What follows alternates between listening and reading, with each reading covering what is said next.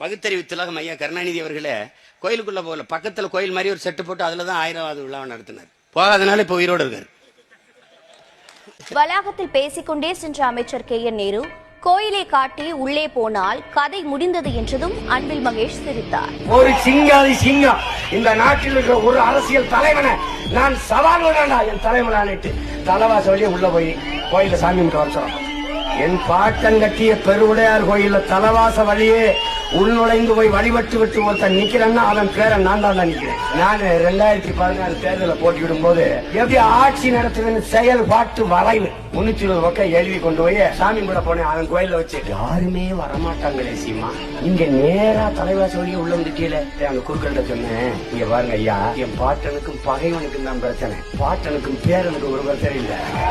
மறுபடியும் திருப்பி போனேன். நான் வந்து அவனுக்கு ஒரு புது சிரிப்பு பேரை வர்றவன்